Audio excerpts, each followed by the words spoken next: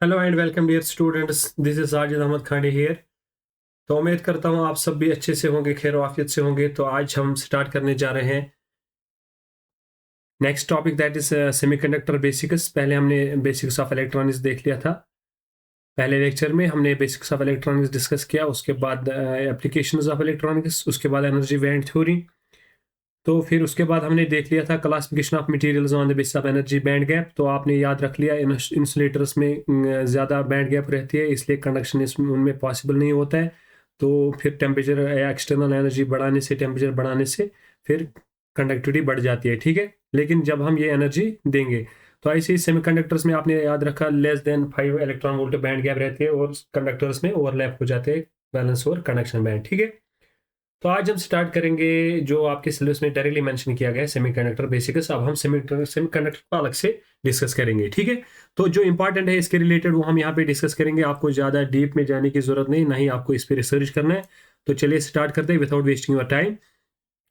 तो what is semiconductor? अब semiconductor क्या याद रखा आपने, इसकी कंडक्टिविटी और रेजिस्टिविटी होती है बिटवीन कंडक्टर्स एंड इंसुलेटर्स, ठीक है। तो सेमीकंडक्टर मींस हाफ कंट्रोल्ड, जैसे हाफ कंट्रोल्ड है, जैसे कंडक्टिविटी भी हाफ है, रेजिस्टिविटी भी हाफ है, इसलिए सेमी, सेमी मींस हाफ, ठीक है।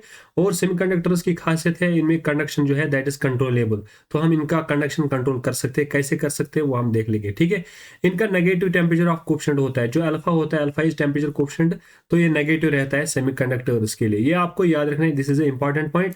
और अगर आप देखेंगे कंडक्टर्स के लिए alpha is positive, alpha is positive for, alpha is positive for, ये आपको याद रखना है। कंडक्टर्स मेटल्स के लिए अल्फा पॉजिटिव होता है, ठीक है। तो इंसुलेटर्स के लिए बहुत नेगेटिव होता है, ठीक है। तो इसका मतलब नेगेटिव टेम्परेचर कोफिशिएंट का मतलब जब हम टेम्परेचर बढ़ाते हैं इनकी कंडक्टिविटी बढ़ जाती है और रेजिस्टिविटी डिक्रीज हो जाती है। आया समझ?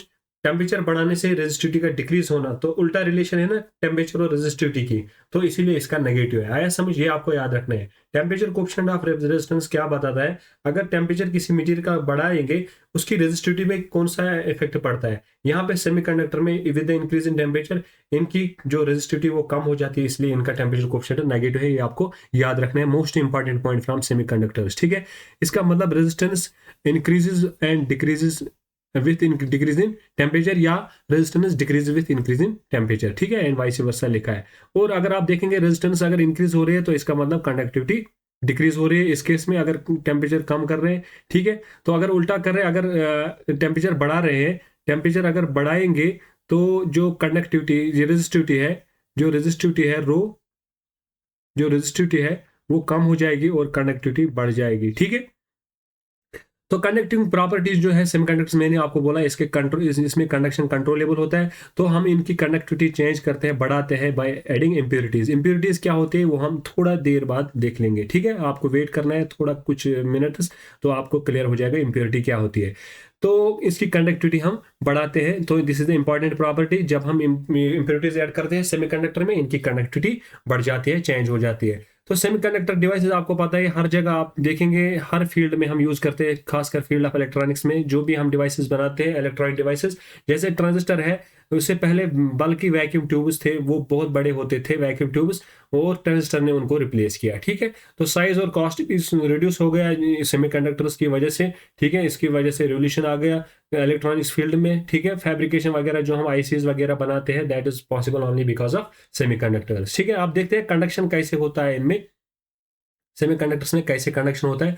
जब वैलेंस इलेक्ट्रॉन्स जब हम अदर आइटम्स के नजदीक लाते हैं तो वहां पे वैलेंस इलेक्ट्रॉन्स जो होते हैं दोनों आइटम्स के, ये कंबाइन हो जाते हैं तो इलेक्ट्रॉन पेयर्स बन जाते हैं, ठीक है। इलेक्ट्रॉन पेयर्स जब बन जाते हैं तो ये बनाते हैं कोवेलेंट बॉन्ड, ठीक है। फॉर एग्जाम्पल अगर यहाँ पे एक एटम है, फॉर एग्जाम्पल सिलिकॉन एटम है, इसका यहाँ से एक इलेक्ट्रॉन है, टेट्रावैलेंट है, इसका 4 वैलेंसी है। यहाँ से दूसरा सिलिकॉन एटम है, ठीक है, इसकी भी 4 वैलेंसी है, ठीक है, टेट्रावैलेंट है, ग्रुप 4 के एलिमेंट्स है।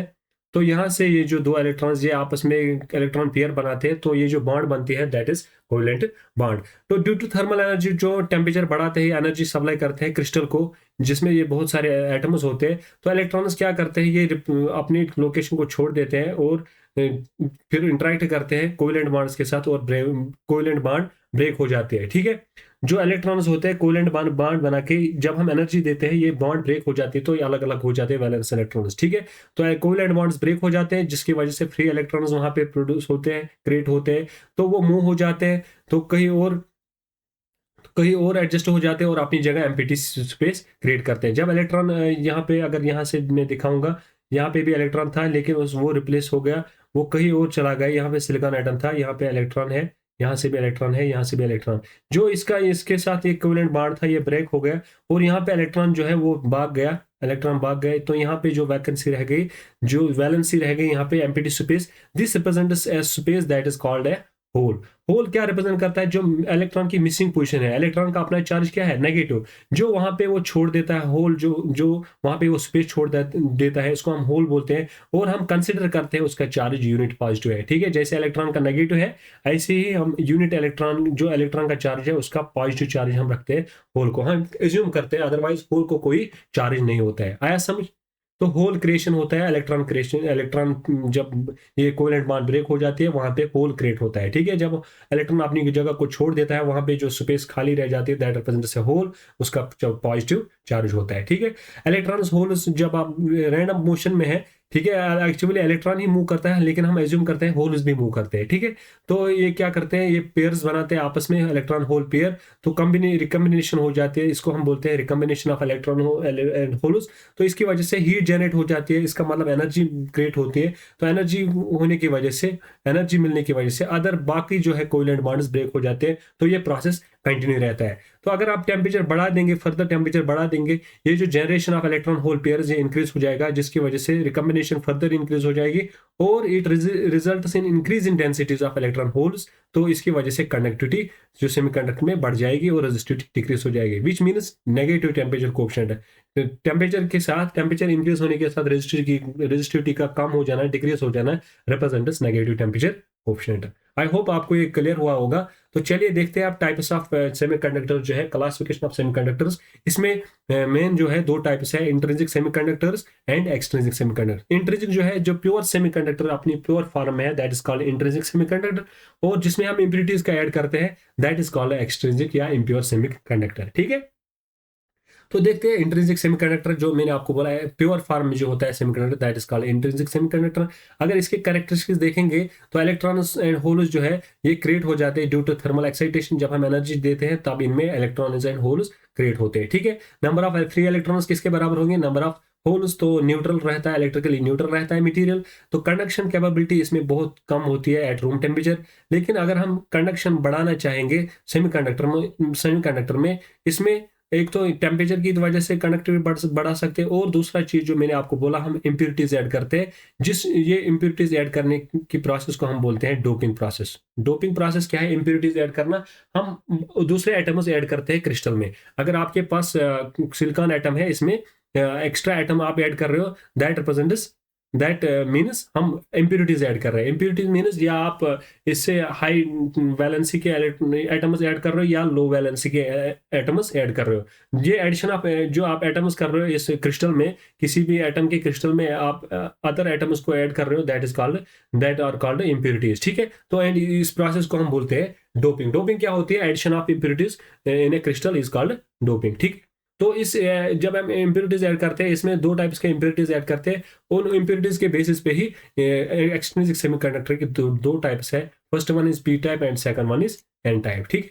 तो डोपिंग क्या है आपको मैंने ऑलरेडी एक्सप्लेन किया। डोपिंग क्या है, process of adding impurities to semiconductor material is called doping. तो इंप्योरिटीज ऐड करने के बेसिस पे यहाँ पे दो टाइप्स है, या तो पेंटावैलेंट इंप्योरिटीज हो सकती है या ट्राइवैलेंट, क्योंकि जो सेमीकंडक्टर है ये टेट्रावैलेंट है, ये खुद क्या है, टेट्रावैलेंट। जैसे सिलिकॉन है, जर्मेनियम है, वो क्या है, टेट्रावैलेंट। सिलिकॉन है, जर्मेनियम है, ये टेट्रावैलेंट है।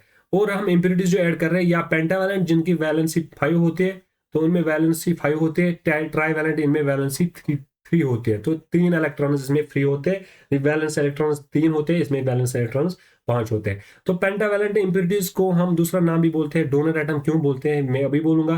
पेंटावैलेंट इंप्योरिटीज मीन्स जिनके 5 वैलेंस इलेक्ट्रॉन्स होते हैं आउटर मोस्ट शेल में, ठीक है। तो पेंटावैलेंट एटम को हम डोनर एटम भी बोलते हैं, क्योंकि अगर अगर आप सिलिकॉन एटम को, सिलिकॉन के पास वैलेंसी कितनी है, 4 है।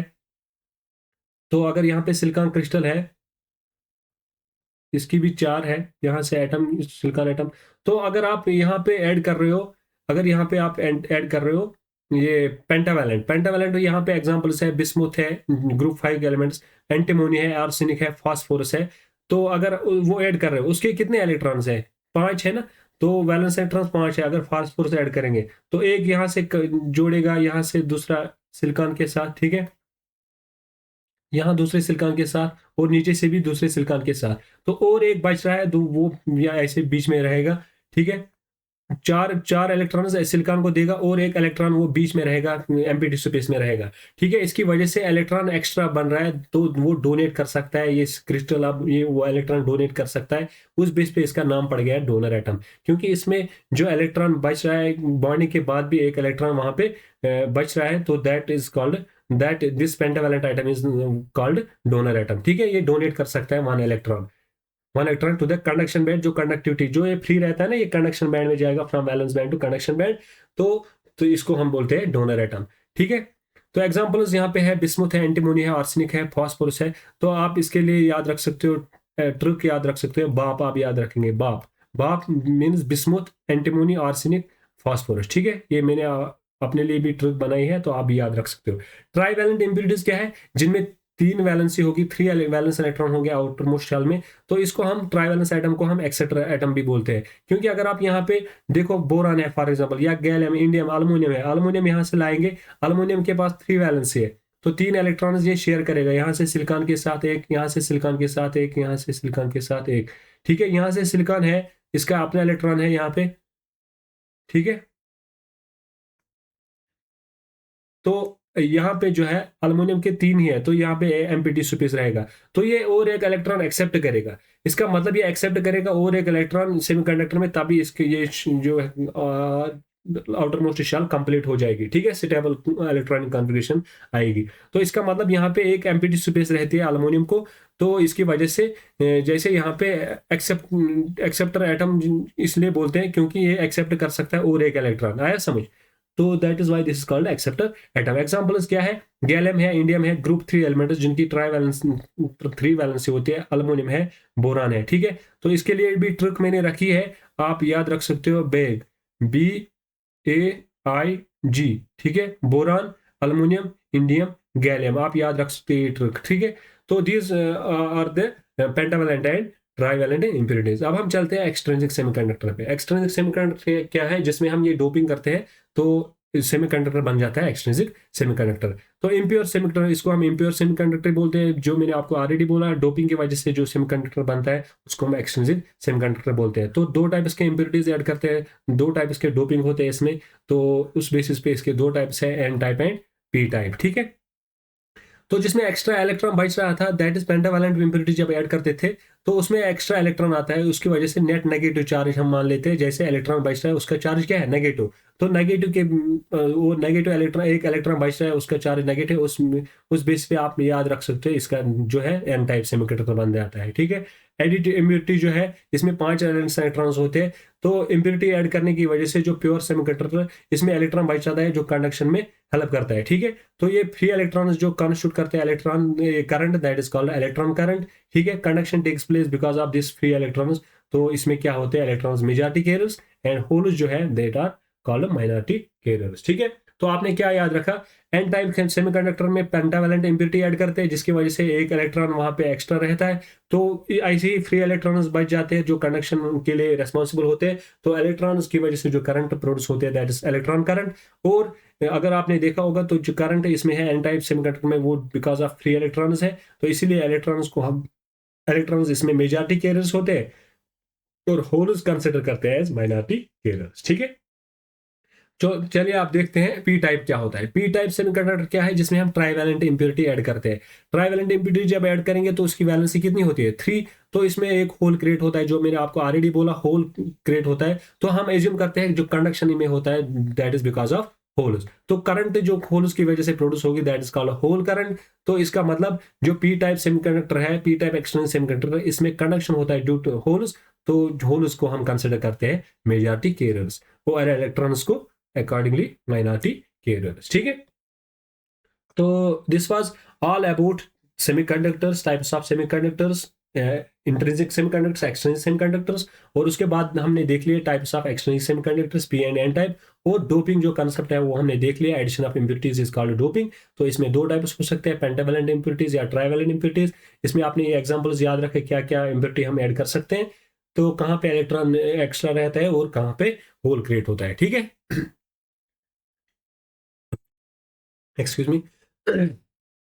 अब हम देखते हैं पीएन जंक्शन डायोड, जो सिलेबस में मेंशन किया गया है। PN junction diode, PN junction diode क्या है? आप जब पी टाइप और एन टाइप मटेरियल आपस में मिलेंगे, जब पी टाइप यहां से लेंगे और यहां से एन टाइप मटेरियल लाएंगे, इनको आपस में कंबाइन करेंगे, ये बनाता है एक junction, that is called PN junction. इसी को हम बोलते हैं डायोड, पीएन जंक्शन डायोड। इसमें डायोड मीन्स दो इलेक्ट्रोड्स, दो टर्मिनल्स होते हैं इसमें, एक तो यहां से होता है एनोड और यहां से होता है कैथोड, ये एक डायोड बन जाता है, this is called PN junction diode. तो कितने टर्मिनल्स है इसमें? दो टर्मिनल्स। जो पॉजिटिव टर्मिनल होता है इसको हम ए से रिप्रेजेंट करते हैं, दैट इज एनोड, और नेगेटिव टर्मिनल जो है दैट इज कैथोड। अगर आप देखेंगे प्रैक्टिकली, अगर आप डायोड देखेंगे उसमें लाइनिंग होती है एक साइड से, जो ये लाइनिंग होती है जिस साइड से लाइनिंग होती है दैट रिप्रेजेंट्स कैथोड, तो जो अपोजिट साइड होगा दैट रिप्रेजेंट्स एनोड, ठीक है। तो एनोड टू कैथोड ये आप देख सकते हो यहाँ पे। तो this is the symbol, diode symbol आप याद रख सकते हो, एक ट्रायंगल है और एक लाइन है, ठीक है। तो ये एरो इस डायरेक्शन में क्यों दिखा है, ट्रायंगल इस डायरेक्शन में? क्योंकि डायोड में कंडक्शन एक ही डायरेक्शन में पॉसिबल होता है, ठीक है। तो इसीलिए हम डायोड को बोलते हैं इट इज अनकंट्रोल्ड डिवाइस। तो कंडक्शन इस डायरेक्शन में होता है, इसीलिए हम इस ट्रायंगल को इस डायरेक्शन में रखते हैं, ठीक है। तो चलिए देखते हैं। It is a two terminal electronic component with a PN junction, जो मैंने आपको बोला। तो it is also called a rectifier. Rectifier का क्या काम होता है? Rectifier converts AC into DC. तो डायोड कन्वर्ट करता है एसी को किस में? डीसी में। तो रेक्टिफायर क्या होता है? एक इलेक्ट्रॉनिक इक्विपमेंट होता है जिसमें डायोड्स यूज करते हैं for rectification. Rectification means conversion of AC supply to DC supply, ठीक है, AC current to DC current. Diode allows current, electric current in one direction, forward direction, इसको हम बोलते हैं फॉरवर्ड डायरेक्शन। डायोड अलाउ करता है करंट को इसी डायरेक्शन में, अपोजिट डायरेक्शन में अलाउ नहीं करता है। तो ब्लॉक्स करंट है, दूसरी डायरेक्शन में ब्लॉक करता है, that is in reverse direction. अगर हम इस डायरेक्शन में जाएंगे तो ये करंट को ब्लॉक करता है, ठीक है। तो एनोड मैंने आपको बोला पॉजिटिव होता है, कैथोड होता है नेगेटिव, ठीक है। तो प्रैक्टिकल डायोड अगर आप देखेंगे, इसने लाइनिंग जो है, lining represents cathode, lining side represents cathode, और जो अपोजिट साइड होगा दैट विल रिप्रेजेंट एनोड। तो अगर आप देखेंगे यहाँ पे डायग्राम में, आप देख सकते हो हमने पी टाइप और एन टाइप को कंबाइन किया है। तो यहाँ पे क्या होगा? यहाँ पे पी टाइप में जो होल्स होते हैं वो मेजॉरिटी कैरियर्स होते हैं, वो आपको पता ही है। यहाँ पे होल्स होते हैं मेजॉरिटी कैरियर्स, और इलेक्ट्रॉन्स होते हैं यहाँ पे मेजॉरिटी कैरियर्स। किस में?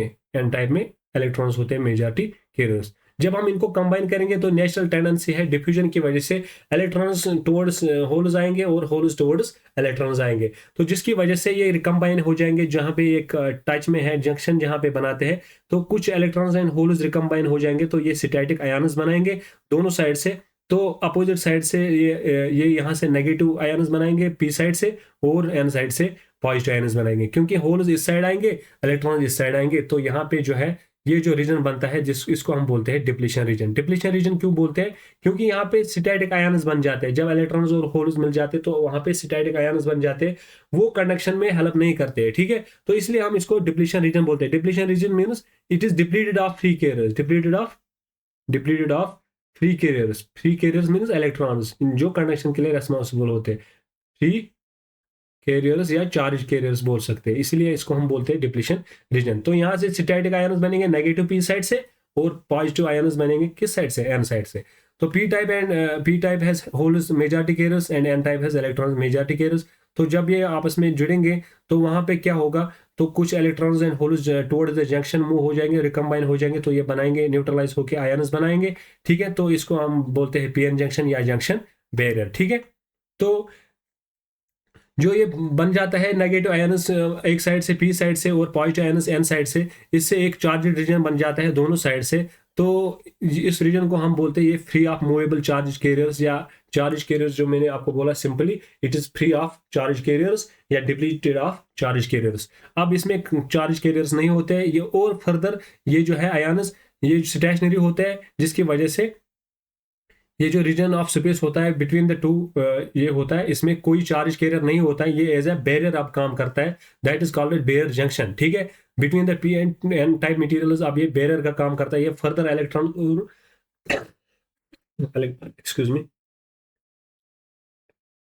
जब ये एक बैरियर की तरह काम करता है, जो फर्दर इलेक्ट्रॉन्स और होल्स मूव करना चाहेंगे, इनको मूव नहीं होने देंगे, तो इसलिए इसका नाम पड़ गया है बैरियर जंक्शन। और इस रीजन को हम बोलते हैं डिप्लीशन रीजन, जो मैंने आपको ऑलरेडी बोला, it is depletes both the regions. ये दोनों रीजन्स को डिप्लीट ऑफ चार्ज कैरियर्स करता है, तो स्टैटिक आयन्स बन जाते हैं दोनों साइड से, और वहां पे एक पोटेंशियल डिफरेंस क्रिएट हो जाती है बिटवीन द टू साइड्स, क्योंकि यहाँ से पॉजिटिव है अब चार्ज, यहाँ से नेगेटिव है, तो बिटवीन द टू चार्ज यहाँ पे डिफरेंस है, high potential to low potential, यहाँ पे पोटेंशियल डिफरेंस क्रिएट होती है। उस पोटेंशियल डिफरेंस को हम बोलते हैं पोटेंशियल बैरियर। ठीक है, तो क्योंकि ये अब प्रिवेंट करता है further movement of holes and electrons को मूव करने में, प्रिवेंट करता है, ये बैरियर का काम करता है।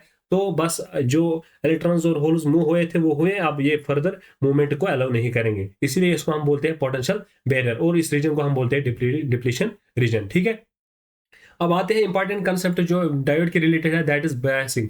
बायसिंग क्या होती है? जब हम डायोड को सप्लाई के साथ कनेक्ट करते हैं, जैसे मेरे पास डायोड है, अब इसको कनेक्ट करते हैं सप्लाई के साथ, यहाँ से फॉर एग्जांपल मैंने ऐसे कनेक्ट किया, दिस इज बैटरी का पॉजिटिव, यहाँ से नेगेटिव है, यहाँ पे एनोड है डायोड का, यहाँ पे कैथोड है। जो हम कनेक्ट करते हैं डायोड को सप्लाई के साथ, दिस इज कॉल्ड बायसिंग। अब इसमें दो टाइप्स है, forward biasing, reverse biasing. Forward biasing जब पॉजिटिव को पॉजिटिव के साथ, anode represents positive, cathode represents negative, और नेगेटिव को नेगेटिव के साथ, this is called forward biasing. ठीक है, तो ऐसे अगर उल्टा करेंगे, बैटरी के टर्मिनल्स इंटरचेंज करेंगे, तो पॉजिटिव को नेगेटिव के साथ करेंगे कनेक्ट, और नेगेटिव को पॉजिटिव के साथ, that is called reverse biasing. आप यहाँ से डायग्राम से देख सकते हो, यहाँ पे फॉरवर्ड बायस में हमने क्या किया है, फॉरवर्ड बायस में हमने बैटरी के पॉजिटिव को एनोड के साथ, पॉजिटिव के साथ डायोड के साथ कनेक्ट किया है, तो नेगेटिव जो बैटरी का है नेगेटिव के साथ, दैट इज कैथोड। ठीक है, तो this is called forward bias condition. तो अगर उल्टा करेंगे, यहाँ पे नेगेटिव आप देख सकते हैं, नेगेटिव को पॉजिटिव के साथ कनेक्ट किया और पॉजिटिव के नेगेटिव के साथ, तो this is called reverse bias condition. अब थोड़ा समझेंगे फॉरवर्ड बायस कंडीशन में क्या होता है। एनोड को पॉजिटिव के साथ कनेक्ट करते हैं, और कैथोड, आप ये नोटिस देख सकते हो फिर डिटेल में। तो इसमें क्या होता है, इसमें जो है फॉरवर्ड जो जो डायोड होता है फॉरवर्ड बायस, इसका मतलब ये जो रीजन डिप्लीशन रीजन है होता है, ये कम हो जाता है। इसमें क्या होता है, ये फर्दर वहां से स्टैटिक आयन उसको ब्रेक करता है, वहां से इलेक्ट्रॉन्स और होल उसको ब्रेक करता है। ठीक है, तो उसकी वजह से कनेक्शन बढ़ जाती है, फॉरवर्ड बायस में कनेक्शन बढ़ जाती है, तो it means it helps more in connection. तो डायोड कनेक्ट करता है फॉरवर्ड बायस कंडीशन में। फॉरवर्ड बायस कंडीशन में क्या होता है, जो यहाँ पे डिप्लीशन रीजन होता है, ये यहाँ पे स्टैटिक आयन ब्रेक हो जाते हैं। आप देख सकते हो ये मैकेनिज्म कैसे चलेगा, यहाँ से पॉजिटिव आता है, यहाँ से नेगेटिव आता है, तो उस हिसाब से ये जो स्टैटिक आयन्स ब्रेक हो जाते हैं, ये towards this battery terminals move हो जाते हैं। उसकी वजह से जो ये डिप्लीशन रीजन, ये कम, इसकी विड्थ जो है कम हो जाती है, जो विड्थ है ना डिप्लीशन रीजन की, ये डिक्रीज हो जाती है, it decrease in forward bias. तो इसकी वजह से कनेक्शन बढ़ जाती है, तो मूवमेंट होती है इलेक्ट्रॉन्स और होल्स की, तो इसकी वजह से कनेक्शन बढ़ जाता है। तो फॉरवर्ड बायस में डायोड कंडक्ट करता है। अगर रिवर्स बायस में देखेंगे तो उल्टा कनेक्शन देते हैं, जिसकी वजह से फर्दर इस डिप्लीशन रीजन को सपोर्ट होता है, और ये मोर रिवर्स बायस हो जाता है। मोर रिवर्स बायस का मतलब ये डिप्लीशन विड्थ को सपोर्ट करता है, डिप्लीशन विड्थ बढ़ जाती है, तो prevent the connection, connection prevent हो जाता है, तो कनेक्शन पॉसिबल नहीं होता है। तो इसकी वजह से जो है diode does not connect in reverse bias condition. आया समझ? तो आप देखते हैं इसके वीआई कैरेक्टरिस्टिक्स, वीआई कैरेक्टरिस्टिक्स देखेंगे, current voltage, voltage current, current के कैरेक्टरिस्टिक्स देखेंगे डायोड में। जब हम वोल्टेज अप्लाई करते हैं तो करंट का नेचर कैसा रहता है वो हम देख लेंगे। तो इसमें दो कंडीशन है, जो फॉरवर्ड बायस कंडीशन है, जब पॉजिटिव पॉजिटिव के साथ, नेगेटिव नेगेटिव के साथ। ठीक है, दूसरा है रिवर्स बायस कंडीशन। ठीक है, तो फॉरवर्ड बायस में क्या होता है, जब आप वोल्टेज अप्लाई करते हैं तो वहां पे डिप्लीशन रीजन होता है, तो कुछ वोल्टेज तक क्या होता है, फॉर एग्जांपल यहाँ पे 0.3 दिखाया है, 0.3 पे यहाँ पे ये पॉइंट दिखाया है, इस वोल्टेज को हम बोलते हैं कट ऑफ या नी वोल्टेज। इस वोल्टेज तक कंडक्शन बहुत मिनिमम रहता है, तो जो कंडक्शन रहता है, करंट जो का जो वैल्यू है, करंट इस साइड से है। ठीक है, करंट जो है इस साइड से फॉरवर्ड करंट है, यहाँ से वोल्टेज जो हम अप्लाई कर रहे हैं, anode to cathode voltage DC supply जो हम देते हैं। ठीक है, तो नीचे से नेगेटिव करंट है, और यहाँ से रिवर्स वोल्टेज है, यहाँ से reverse voltage minus anode to cathode voltage. जो हम वोल्टेज अप्लाई करते हैं, तो इसमें कंडक्शन कुछ वैल्यू तक कम रहता है। जो फॉर एग्जांपल अगर सिलिकॉन मटेरियल, जर्मेनियम, तो जर्मेनियम के लिए जो जर्मेनियम के लिए 0.3 वोल्ट है फॉरवर्ड पोटेंशियल नी वोल्टेज। ठीक है, फॉरवर्ड ब्रेकडाउन वोल्टेज या नी वोल्टेज, और सिलिकॉन के लिए है 0.7, ये आपको याद रखना है। ठीक है, this is way anode to cathode, लेकिन कौन सा value, threshold value, threshold value. ठीक है, इस पे जंक्शन ब्रेक हो जाता है। ठीक है, तो अगर आप देखेंगे तो पोटेंशियल बैरियर जो होता है, जो डिप्लीशन रीजन होता है, वो एलिमिनेट हो जाता है जब हम फॉरवर्ड बायस करते हैं। तो किसी वोल्टेज तक जो है कंडक्शन मिनिमम रहता है, करंट मिनिमम रहती है, ठीक है। तो उस वोल्टेज, जब हम वो वोल्टेज देते हैं, इसका जो जंक्शन वो ब्रेक हो जाता है, उसकी वजह से कंडक्शन होना स्टार्ट हो जाती है। तो उस वोल्टेज को जिसके बाद जो डायोड है कंडक्ट करता है, उसको हम बोलते हैं कट ऑफ वोल्टेज या नी वोल्टेज या थ्रेशोल्ड वोल्टेज, ठीक है। ये एक्चुअली होते हैं एनोड कैथोड वोल्टेज, जिसके बाद डायोड कंडक्ट करता है लाइक ए रेजिस्टर, ठीक है। आप देख सकते हैं यहाँ पे लीनियर इंक्रीज है, ठीक है। तो फॉरवर्ड वोल्टेज अगर हम एक्सीड करेंगे और, तो ये जो करंट है ये एक्सपोनेंशियली राइज हो जाएगी, उसके बाद ये एक्सपोनेंशियली राइज हो जाएगा अगर हम फर्दर वोल्टेज इंक्रीज करेंगे। तो अगर उसके बाद भी इंक्रीज करेंगे तो ये डायोड डैमेज हो जाएगा, तो ओवरहीटिंग की वजह से ये, तो वहां पे करंट ज्यादा बढ़ जाएगी, तो ये वहां पे ओवरहीटिंग हुई तो डायोड डैमेज हो सकता है, ठीक है। अब देखते हैं रिवर्स बायस में। रिवर्स बायस में मैंने आपको क्या बोला, जब हम रिवर्स बायस करते हैं डायोड को, तो डिप्लीशन रीजन जो है वो और बढ़ जाता है, तो further movement of electrons and holes वो प्रिवेंट करेंगे, तो कंडक्शन पॉसिबल नहीं होता है। तो मिनिमम करंट होती है due to minority carrier. Minority carriers क्या है, पी टाइप में माइनॉरिटी कैरियर्स इलेक्ट्रॉन्स है, और एन टाइप में माइनॉरिटी कैरियर्स होल्स है, वो मूव करेंगे तो मिनिमम करंट है। इसलिए यहाँ पे मिनिमम करंट कितनी है, माइक्रो एम्पियर्स में करंट होती है रिवर्स बायस में, जो करंट आती है ड्यू टू माइनॉरिटी कैरियर्स। लेकिन जब हम, तो उस करंट को हम बोलते हैं रिवर्स करंट। जो ये मिनिमम करंट फ्लो होती है ना, ये मिनिमम करंट नीचे से है, तो ये थोड़ा सा करंट जो मैग्नीट्यूड दिखाया है, इसको हम बोलते हैं रिवर्स सैचुरेशन करंट, RSS से रिप्रेजेंट करते हैं, इसको हम बोलते हैं रिवर्स सैचुरेशन करंट, ठीक है। तो अगर हम फर्दर वोल्टेज को बढ़ाएंगे, यहां तक हमने वोल्टेज बढ़ा दी तो मिनिमम माइक्रो एम्पियर्स में करंट है। अगर फर्दर वोल्टेज को बढ़ाएंगे तो वहां पे क्या होता है, वहां पे परमानेंट ब्रेक डाउन हो जाता है, करंट इंक्रीज हो जाती है इतनी ज्यादा कि डायोड ही डैमेज हो जाता है। इसीलिए हम रिवर्स बायस में डायोड को ऑपरेट नहीं करते। रिवर्स बायस में अगर आप वोल्टेज बढ़ाते हैं तो परमानेंट डिस्ट्रक्शन होता है डायोड का। तो करंट आप देख सकते हो यहाँ पे कैसे इंक्रीज हो जाती है, जैसे इनफाइनाइट करंट हो जाती है, ठीक है। ये पैरेलल है ना एक्सिस को, तो इसका मतलब एज ए एसिम्पटोट काम करता है, तो करंट इसका मतलब बहुत ज्यादा वैल्यू को जाती है, ठीक है। तो इसकी वजह से परमानेंट डिस्ट्रक्शन हो सकता है डायोड को ज्यूरिंग रिवर्स बायस, अगर आप वोल्टेज एक्सीड करते हो। This is called breakdown voltage, reverse by breakdown, RBR, reverse breakdown voltage RB, ठीक है। इसको हम बोलते हैं थ्रेशोल्ड वोल्टेज, जो फॉरवर्ड में VF, ये फॉरवर्ड थ्रेशोल्ड वोल्टेज होती है, ठीक है।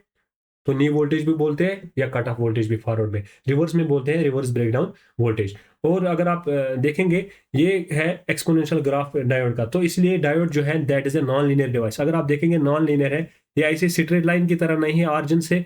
तो जो Ohm's law, as per Ohm's law, ये स्ट्रेट लाइन ग्राफ आना चाहिए, लेकिन डायोड के लिए ये स्ट्रेट लाइन नहीं है, तो इसका मतलब ये नॉन लीनियर डिवाइस है। डायोड के करेक्शन नॉन लीनियर है, तो diode is a non linear, because that is why it is not, Ohm's law is not valid for diode. अब कुछ एप्लीकेशंस देखेंगे डायोड के एप्लीकेशंस। पहले एप्लीकेशन जो इंपॉर्टेंट है दैट इज रेक्टिफिकेशन, ये एसी को डीसी में कन्वर्ट करता है, ठीक है। अगर आपके पास एसी है, ये एसी को डीसी में कन्वर्ट करता है, ठीक है। दिस इज डीसी, ठीक है, एसी टू डीसी कन्वर्ट। ऐसे सिग्नल डिटेक्शन डिमॉड्यूलेशन प्रोसेस जो कम्युनिकेशन में हम करते हैं, एक्सक्यूज मी, जो हम डिमॉड्यूलेशन प्रोसेस करते हैं कम्युनिकेशन में, जो हम कैरियर सिग्नल से अपने ओरिजिनल सिग्नल को एक्सट्रैक्ट करते हैं, दैट इज कॉल्ड डिमॉड्यूलेशन। तो उसमें भी उस सर्किट में डिमॉड्यूलेटर में डायोड का यूज होता है। ऐसे ही वोल्टेज रेगुलेशन, जो जीनर डायोड है, type of diode Zener diode, वो हम वोल्टेज रेगुलेशन के लिए यूज करते हैं, वो वोल्टेज को मेंटेन रखता है कांस्टेंट। ऐसे ही क्लिपिंग सर्किट, जो वोल्टेज को क्लिप करता है, जो सप्लाई जो इनकमिंग सिग्नल होगी उसको क्लिप करता है। फॉर एग्जाम्पल ऐसे ये क्लिप करेगा ऊपर से या नीचे से, ऐसे क्लिप करेगा तो सिग्नल का नेचर ऐसे आएगा, ठीक है। तो इसके अपने एप्लीकेशन है क्लिपिंग के, तो क्लिपिंग सर्किट्स या क्लैंपिंग सर्किट्स, या ऐसी क्लिपिंग में पूरा एक साइकिल ही गायब हो जाएगा तो ऐसे आएगा, ठीक है, सिर्फ नेगेटिव आएगा, दिस इज आल्सो क्लिपिंग, ठीक है। दूसरा है क्लैंपिंग। क्लैंपिंग में वोल्टेज को कांस्टेंट मेंटेन रखता है फॉर सम टाइम, तो क्लैंपिंग सर्किट्स में भी डायोड का यूज होता है। ऐसे ही स्विचिंग सर्किट्स में, प्रोटेक्शन सर्किट्स में, क्योंकि रिवर्स बायस में कंडक्ट नहीं करता है तो प्रोटेक्ट करेगा रिवर्स होने में किसी भी डिवाइस को। Light emission, LED light emitting diodes जो है होते हैं, वो हम यूज करते हैं, ठीक है, लाइट के लिए। तो सोलर सेल्स, फोटो डायोड्स जो है, photo diode is also a type of diode, LED is also a type of diode. तो अलग अलग एप्लीकेशंस है। वोल्टेज मल्टीप्लायर सर्किट, जिसमें वोल्टेज डबल होती है, ठीक है, तो उनको हम बोलते हैं voltage doubler, voltage tripler, voltage multiple quadrupler circuit, ठीक है। तो ऐसे ही लॉजिक सर्किट्स जो हम एंड गेट लॉजिक गेट्स जो बनाते हैं उनमें भी डायोड का यूज होता है, उनके सर्किट जो है उनका जो इलेक्ट्रॉनिक सर्किट है उनमें डायोड यूज होता है। ऐसे ही रेडियो फ्रीक्वेंसी सिग्नल मिक्सिंग या डिटेक्शन में काम आता है डायोड। ये बहुत सारे इंपॉर्टेंट एप्लीकेशन है, आप याद रखना है, लेकिन रेक्टिफिकेशन इंपॉर्टेंट याद रखना, क्लिपिंग एंड क्लैंपिंग सर्किट्स याद रखना, स्विचिंग एंड प्रोडक्शन सर्किट्स या एलईडीज वगैरह में ये यूज करते हैं। तो इतने सारे एप्लीकेशन आपको याद रखने हैं। तो मिलते हैं नेक्स्ट लेक्चर में। अब आज के लिए इतना ही। हमने आज डिस्कस किया सेमीकंडक्टर बेसिक्स डिटेल में, फिर हमने सेमीकंडक्टर डिस्कस किया, टाइप्स ऑफ सेमीकंडक्टर्स, उसके बाद PN junction diode, biasing of PN junction diode, उसके बाद कैरेक्टरिस्टिक्स। ठीक है, तो कुछ एप्लीकेशन हमने डायोड के देख लिए। ठीक है, मिलते हैं नेक्स्ट लेक्चर में। Till then take care, bye.